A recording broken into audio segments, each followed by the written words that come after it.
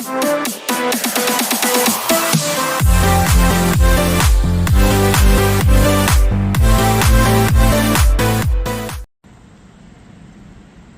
here we are at a Generac generator install. This is at a 6-unit retirement home. And there's just a bunch of little things. So let me go through real quick and show you. Alright. Like that there is not, it's not tightened down properly. You can still see the threads there. Okay. And I know it's hard working with a flexible conduit like that when it's a distance and that size, but still, sometimes it takes more effort to get it right, but that's the way it is. And like stuff like this. Okay. And you're going to put a piece of wire in there and hope to close the gap in on the screw. And then it goes along.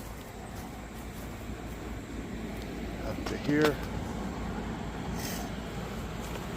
Okay, and like I said, this is for 6 units, so let's see, each unit has its own disconnect.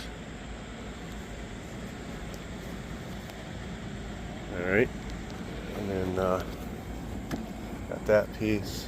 It's fairly loose, but whatever, that works. That one is okay, barely enough. Alright, let me show you something. These two are glued. This one isn't. That one isn't glued. And that one is not glued. They always think that I won't see that or won't notice it, but I always do. Alright. And then the duct seal going up here, gosh knows what's hiding in that box. Right there, as you can see, not put in too well. Always in a rush. And nobody's perfect, but at the same time, take a little time to do things right, go over things. Let me zoom out here. That's jumping from transfer switch to transfer switch. Alright, and they did add ground wire with a bonding bridge, and that goes down to this ground rod. You can see that ground rod, the top of it looks like it was cut, and because it mushroomed, which happens, but a lot of times I pulled on ground rods and they come right out of the ground, so I always try to give a little pull to see if it's only a couple feet long, and I've seen that happen hundreds of times. Alright, and then here's the other ground rod. That one's in there pretty good. Like I said, I went through this whole thing before I make the video just to see where things are at, and I can make it fairly quick, not take forever. So, alright, back to the bonding bridge. That's for your utility grounds, and you see there's one here, and we still got it going here. That needs to be brought over to the bonding bridge, and obviously that was missed. Here's another one. Over to an old aluminum wannabe ground rod, 1/2-inch EMT. Oh yeah, just ground it to there, that works. Garbage. Alright, look at that.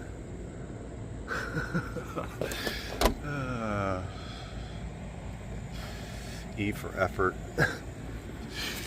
Alright, and then they got all these seals clipped, so they gotta come out, put them back, and then look at here. You know, none of these are down like they properly should be.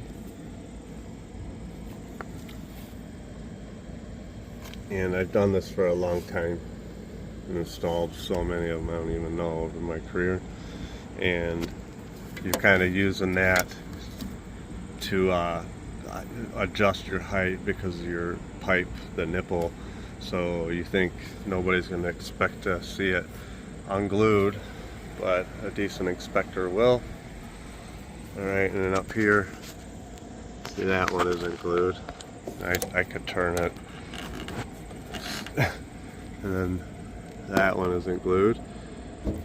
That one I can turn. Plug in there.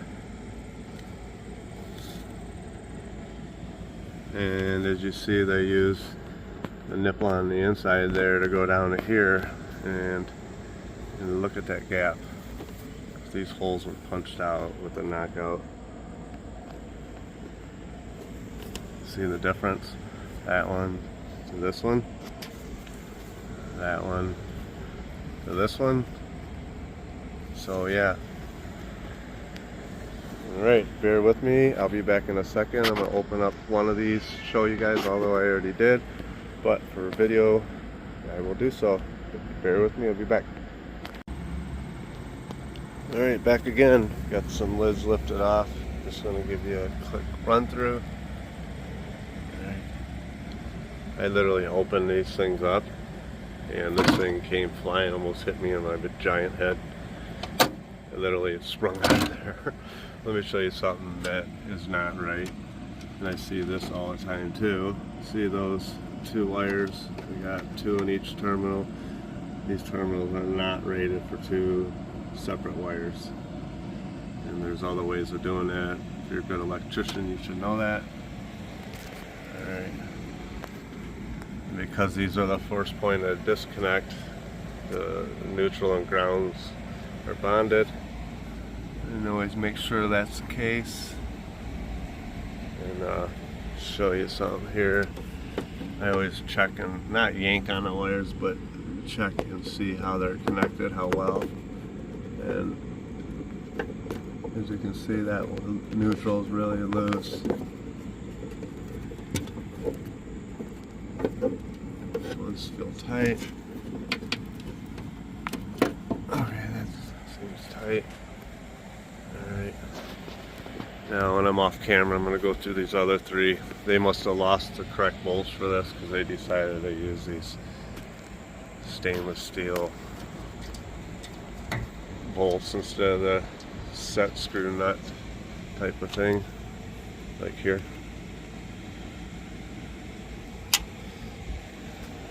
Alright, so just a quick glimpse of how things are done the correct way and the lazy way, and how you can just pay attention a little bit more to the workmanship and the craftsmanship.